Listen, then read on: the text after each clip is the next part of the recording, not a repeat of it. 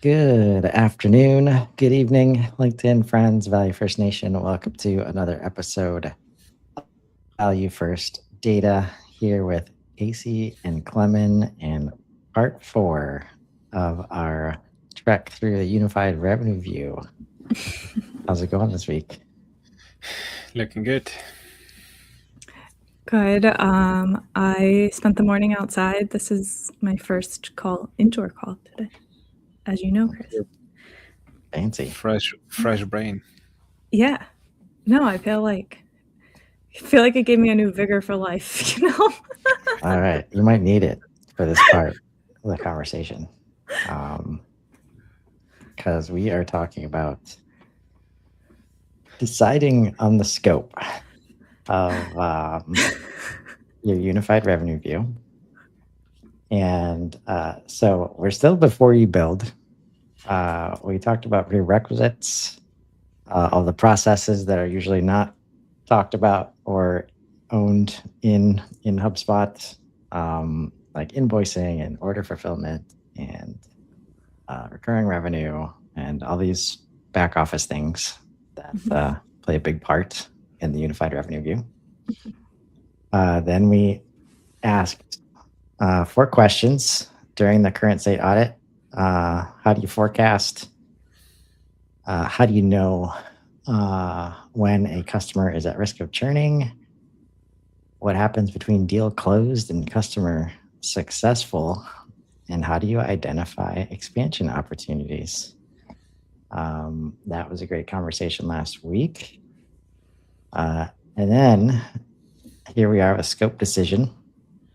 Lo and behold, your business model determines which objects matter most and which workflows are critical. So we're going to help you select the model that best matches your revenue patterns to focus your implementation. Do you two ever get to this part?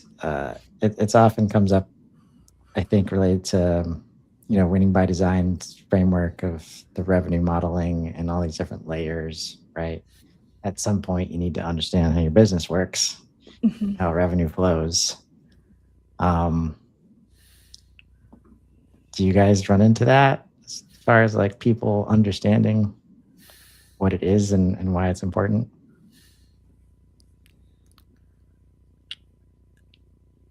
It's interesting because I feel like this was it the first session where I called out that marketing was not listed? Did you fix that first? I don't think I have. No, I apologize. Weekly check-in on whether or not Chris is. Chris asked me to do a lot of things, so every time that he doesn't do something that I asked Chris to do, it gives me a little bit of a sigh of relief that. It's a true story. But what's interesting as we've gone through this is there's been a couple of times where you've asked me a question, and I will tell people that most of my work is at the intersection of marketing and sales.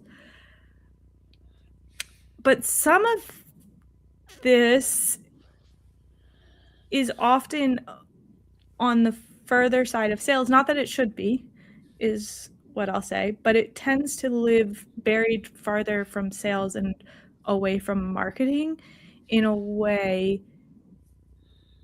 that I think of like 1 or 2 situations, but not a ton of instances. And that just keeps making my brain be like, but why? Which is maybe why we're talking about this, because a unified view would be helpful. That is exactly why we're talking about this. I am, closer to where Casey is. Not so often we're involved in those discussions where it's really syncing. But I just had a chat on a Friday with a potential customer where we started talking about AI enablement for the whole marketing and sales team. but then in the last 5 minutes of a call, they said, "Oh, as no, we're just in touch." Our leadership would way sooner approve a scoping project for the integration with QuickBooks because we don't have revenue data, so they cannot do forecasting from HubSpot. Can you also do that? So we'll get in more of those discussions, definitely. Yeah. The farther we get is what is a customer, and then deduplication and all that, less about real revenue data. But from my perspective, I think the goal should be that all the revenue is somehow logged in HubSpot. Otherwise, you're looking at false data or incomplete data, and then you'll be data driven without data. Yeah. And so the reason that Klemen and Casey are where they are, and I need to start sharing this episode far and wide. A recent episode on the GTM Live podcast, why it's time to bury the MQL, with John Miller, the Marketo co-founder who helped popularize it. If we could have everybody listen to this episode, maybe 25% of our job would be done here. Because this is how everything gets siloed. Leaders come in and they think, it's MQLs, it's leads, it's pipeline. And when you hear John Miller talk about why he leaned in so hard in the early days, and it had everything to do with brand and nothing to do with actual marketing performance, it's crazy to think about how this stuff just got ingrained in the system to the point where he left to a different company, demand base, and none of that stuff worked. And bring it up because a big part of the serious demand waterfall from 2006 was that it ended at closed one. It just ended. So when we say we're talking about all these revenue processes, talking about integrations with QuickBooks, right? That's not in this CRM land and marketing and sales, especially marketing platforms. You haven't been focused on that. You haven't been able to touch it sometimes, and you haven't asked to touch it because you're focused on leads and conversion, MQLs, SQLs, all that stuff. And somehow attaching dollar amounts to it and just, doing whatever you can to do attribution and all these things without the full picture. Right. And now that we can get that full picture, because HubSpot does have all these commerce objects and it's clear, Commerce Hub, the knowledge of its existence and the expertise to implement it properly is sorely lacking in this ecosystem. So we have to start with basics like this, talking people through their business model so that they can understand, no, you can't do. There's very little chance that you can create a unified revenue view with deals only, right? So that's the steps that we first went over. And we think about the chasm between sales and customer success, right? All of this should add up to don't be surprised. Maybe give yourself permission to be in the same spot that everybody else is. But let's work on this problem and help people get to these unified views. So we're going to just highlight some of these, I think. And just to put in perspective, the reason we're calling these out is because it impacts the data model that underlies the unified views, right?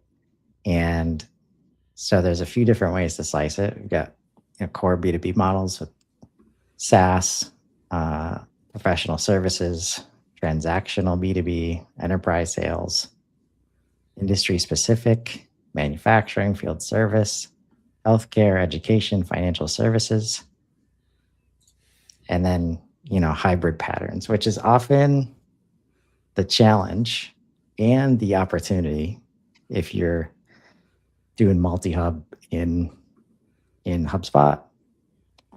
And my example from when I was working on the inside was manufacturing.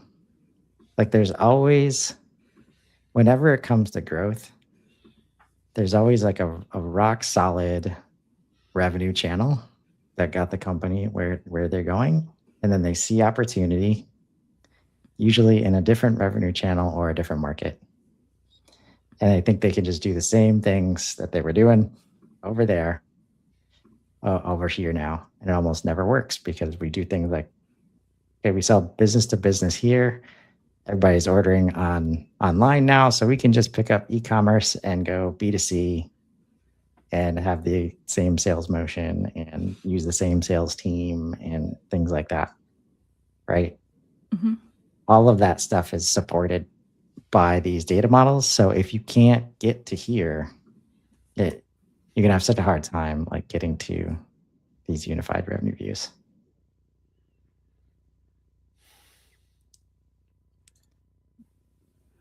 Yeah. Which one would you guys like to highlight?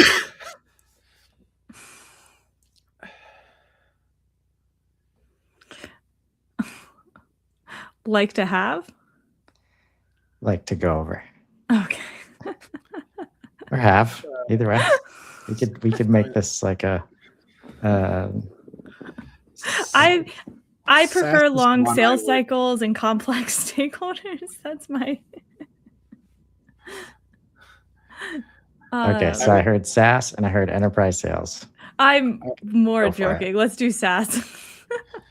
I mean, I'm interested in SaaS because of a challenge I keep having in my mind where, closed won is where someone starts a subscription. And if you have, monthly subscription, you have no term. So then how do you manage all that? If nothing else, it would be, our thought process will be useful for my learning process. Just thinking through, I can tell you how I am managing in our HubSpot. I'm not sure if that's the right way, but this is the best I could come up with so far for the complexity of that. But yeah, definitely curious where we land. Well, since you picked that one, we can make it quick. Thankfully, HubSpot is coming out with a contract object that's going to make SaaS and design like specifically for SaaS, annoyingly so. That the key to all this is kind of managing and measuring revenue on the same plane, like the same rules across objects. And, as soon as the definitions change based on where it is in the journey and who's in charge of it and who's gold, like by it, like you start to get disconnect, dysfunction, like all over the organization. And that's where they're like, all right, keep HubSpot or Salesforce over there. We've got our accounting system that has the real data in it, and we'll work from there. We'll download a bunch of stuff. We'll make slides, make spreadsheets, and that'll be the source because that's the one that has to be right for the books and all that. And you sales and marketing people can go fight over attribution. Now that we're going to have the contract object, that another thing I need to update here, Casey. It's about picking like one, how can you pick an object that supports, recurring revenue, renewal cycles, usage-based expansion, all of the goals that everybody has through one lens, right? Because even as we've had Commerce Hub show up, it's been challenging and next to impossible without custom objects and, some HubSpot wizardry to report on revenue across deals, subscriptions, invoices, orders, like in one place, right? So I'm curious to hear how you guys solve it, Klemen.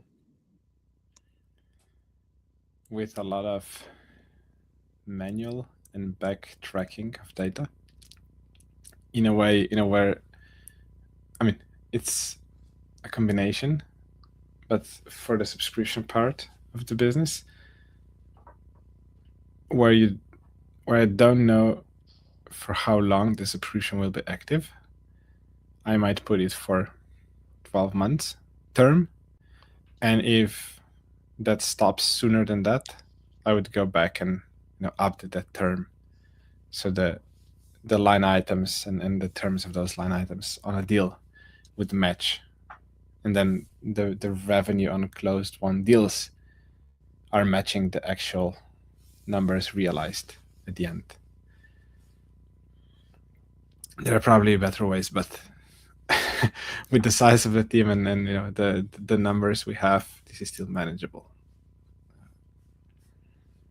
Yeah, that's a part not really taken into account here, as like size of the organization and volume. But at the end of the day, it really, shouldn't probably. You just can get away with lots of creative ways when you're small. But my goal is to have revenue aligned with what I see in HubSpot. This is the primary goal.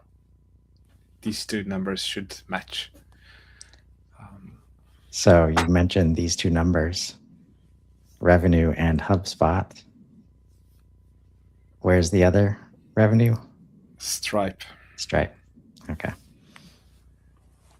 Yep, they need to reconcile. That's for sure. Yeah.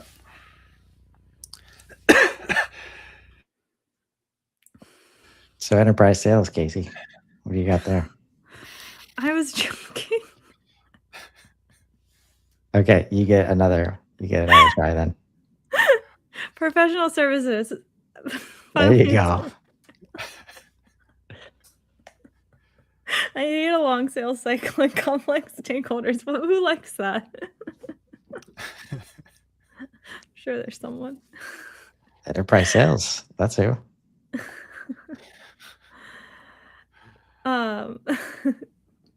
So is the question, how do I set up professional services? What are we highlighting? I guess, why is it important to pick, like, challenges you've run into? The challenges, importance, wow. So one of the things that I think is challenging about professional services is, let's call it the flexibility in what delivery looks like. So a SaaS subscription is more straightforward. You pay for access to this thing, you get this thing. Professional services, a HubSpot audit can mean a lot of different things. I have personally sold $500 HubSpot audits, and I have sold $5,000 HubSpot audits. So I think from my perspective, there's some challenges in reconciling deliverables and revenue. And then also worth, I think, noting that like some of the cost metrics, I think this is maybe utilization, is a lot harder to capture and track. Agreed. So what we've seen, usually these organizations like that focus on this part, like in order to scale and grow, like get the whole billable hours model, making sure everything ties to utilization of the resources, and all the flexibility kind of honestly gets pulled out. Everything gets based on hours, and we lose most value-based pricing, capabilities, which turns it into kind of the third one, which is, how many onboardings can we do and how fast can we do them in, and makes everything transactional, because then it's easier to measure and create the unified view. But where this gets interesting, like project-based delivery, milestone billing, and utilization, right, is here in professional services. Fulfillment tracking and maintenance contracts in manufacturing can be looked at almost the exact same way, right? So I would bet like 80+% of works probably will land in this hybrid patterns case. But when you were doing the lead gen thing, Klemen, you were pay per result, right? Yeah. How did you help companies confirm results? Because I would imagine they would need some kind of unified revenue view to understand lead to dollars. We should have done that better. This is the most honest answer I can give you. What I mean by that, we never touched their CRMs. We took over all the work until scheduling a discovery call with them, booked that call on their calendar, and how they manage that in their CRM attributed. I think they were kind of labeling the source being us as a service, because we were then asking for reports how many of those are closing. So they had the tracking system, but we never directly touched their CRMs because of just ease of access, and we didn't need any approvals or anything. We're just delivering the results. But we were having review calls with them to go through calls we booked for them and ask them for each of them where it stands, how was it, to help them understand that ROI, if you will, on the service we provided and what they paid for. But we didn't have hard data. And they didn't have it. I mean, they didn't have it. I was getting always those questions, but because of we've been in pharma life sciences space, people are hesitant to give access to their CRMs because of all the NDAs and whatnot. So it was on a sales call, when I got that question, when I explained, hey, we're never asking access to their and the same to your CRM, it was a feature, not a bug of a service. So we kept it that way. So looking from the unified revenue and unified customer review and all that, we should and could have done it better. But within the game we were playing and within the market we were in, it was more of a feature than a bug. Yeah. And again, like, it's so pervasive as far as like the industry and everybody thinking marketing and sales is like, that's how we grow. Even if you're still doing programs like that, one of the key factors of the unified revenue view is to be able to see like this. So if you were investing in the service that Klemen was providing, and even though he was saying, or it's often focused on just getting the meeting, right? Because you've decided as an org that like getting the meeting or the demo is a very important milestone. And when you get that, your pipeline builds. You can now show, like, very easily, like, if the vendor is doing their due diligence, like, yeah, this many meetings, like, led to this many dollars, right? So it's like the ROI goals that many visibility goals, I'll say, that many organizations have of understanding dollar in versus dollar out, like, is what we're trying to accomplish here. And in most systems, on the CRM side, you can't see it because it's buried in deals, and you lose just all the visibility related to resources required to win. And what happens after. We're working with a client right now that the sales works to get the contract. They get paid on revenue generation of the client. And there's a whole onboarding process, a whole like success motion that has to happen to where no revenue is had until like months down the line. Right? And that team they were working on custom objects, like bringing that whole onboarding process into HubSpot. But when you say, like, let's grow revenue and we want to focus on more contracts, but you don't know which contracts are leading to revenue after the sale, like, you're blind, right? And that's forcing teams like that to have multiple systems, have more meetings, have more exports, right? And ultimately build their unified revenue views, whenever they have those meetings. And I think the trap or the root cause partially is also related to the MQL thing we started off today.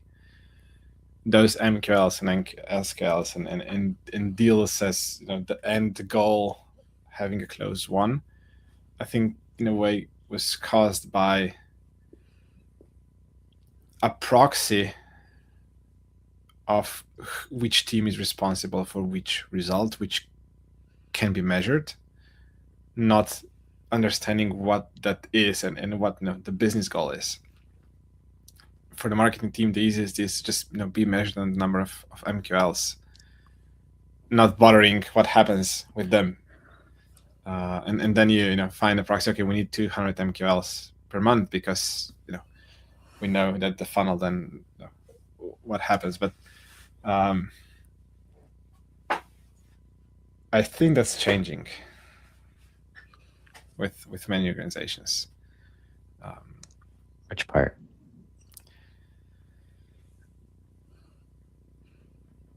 This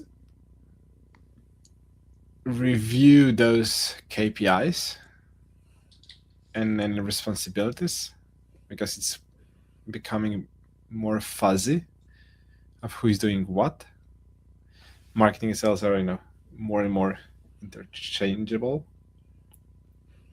which means it's hard to just be measured by those false and fuzzy numbers.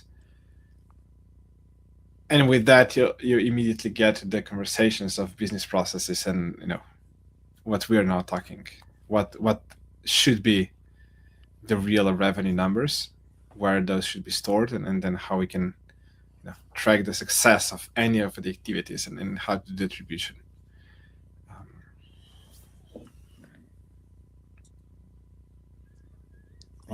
And as this is your friendly weekly reminder of like the impact of this, right? In my personal example, one of many, working for a manufacturer, like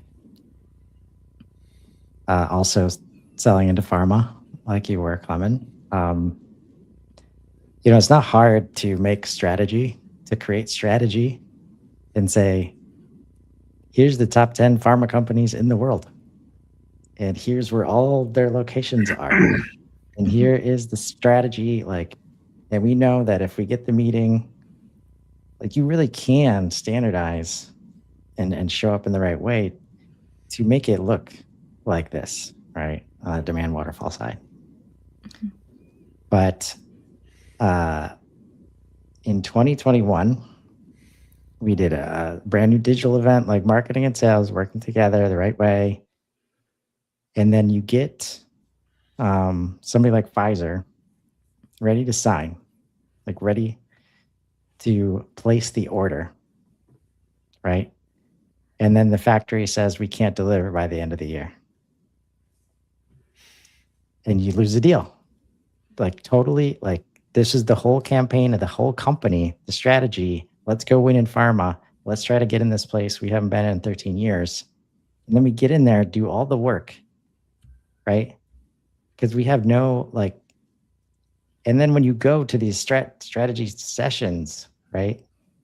And it's like, how are we going to manage data in the CRM? And how are we going to improve these metrics when we go down this funnel? And then the whole map ends at closed won. And something that was very much after closed won got in the way. And that's why we break down these stages like value creator, adoption. Like, did you deliver it? Like, can it be delivered?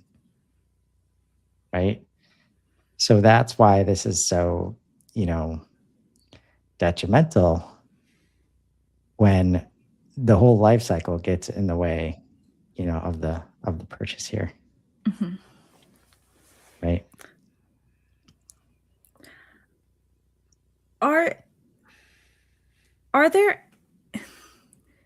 Is there any situation where it is just like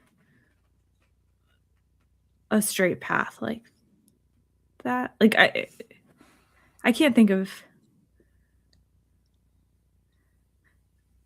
I don't know if I can think of anything that I just buy like one time and never again. I mean, maybe like I had a conversation. The last call I was on before this call, we're moving from another. They're moving into Sales Hub from Pipe Drive specifically for anyone that cares. And we're rebuilding some of their reports at this point. And we were building their waterfall report from Pipe Drive into HubSpot. But if you don't know, HubSpot doesn't quite have a waterfall quite like it doesn't look like this. There's no report in HubSpot that quite looks like this. So we were showing some options and he was like, this is so dumb. Like, why? I just want a waterfall. Like, I just want the funnel. And my colleague who was on the call with was like, well, that's because HubSpot doesn't really believe in the funnel. They believe in the flywheel, which, Chris, you're laughing because it's aspirationally. Right? But it did just like having that conversation and then coming here. Yeah, I don't know if there's anything where it's like, I'm only going to buy this. I only have one relationship with this company ever, and then it just ends. It's getting rarer and rarer. Yeah, I think.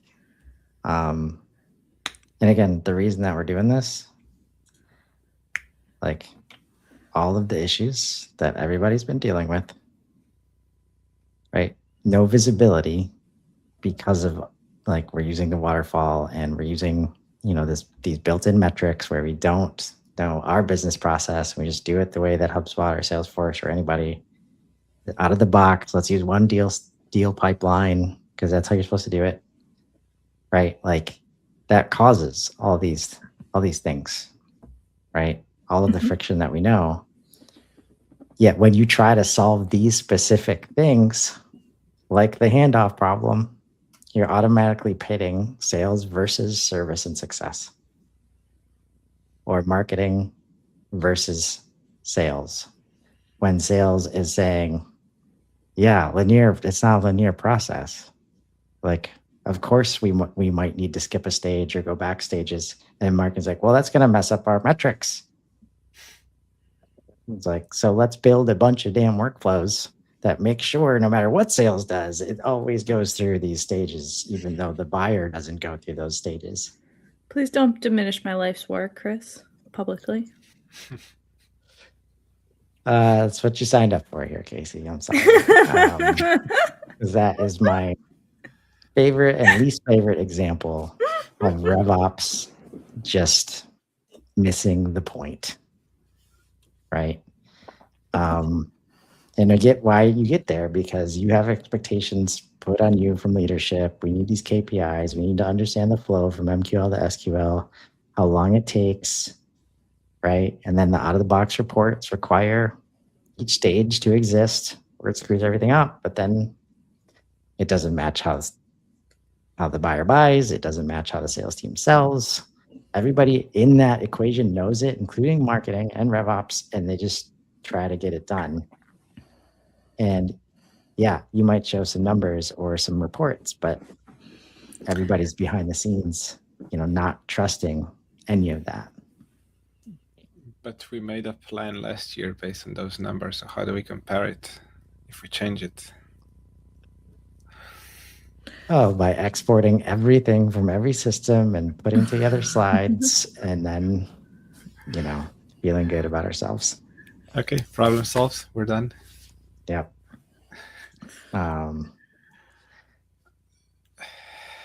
Yeah, I think those conversations we're having are super important for that exact reason.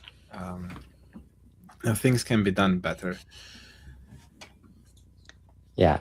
Because I now start laughing at questions. Hey, can you help us identify which accounts have the highest upsell, cross-sell opportunity?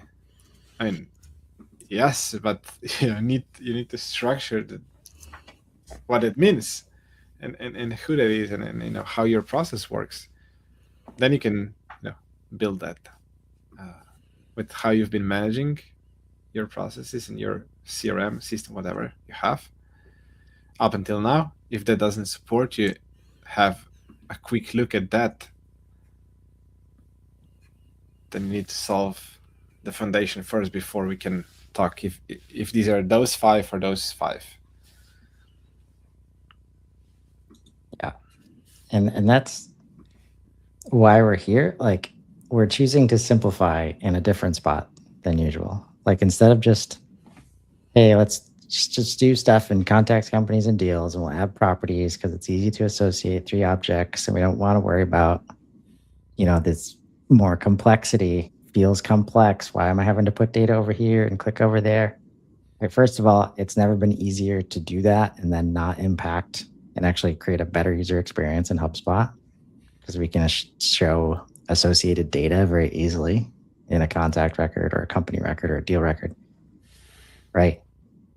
But only if there's data in these other places to show and show in context, right? And when you can simplify here and understand that most organizations are going to be here in the hybrid patterns, like every layer, as simple as the layer itself gets, adds a layer of complexity. And when you're spending your meetings arguing over what constitutes MQL and SAL and SQL, you have no chance on getting to an understanding that's going to create a unified view, right? So trying to simplify the language so that we can embrace the reality of, we have hybrid patterns. We've got multiple revenue opportunities, which is what's driving all this, right? It's like, man, we should be selling contracts too. Like, that's how this other company does it, and they made a bunch of money, and it's so great margins, right? But everything we've done is built to win the deal and then move on and get more new business after that, right? Not like, if we sell a contract at the beginning, great, but after that, that's not my jurisdiction, right?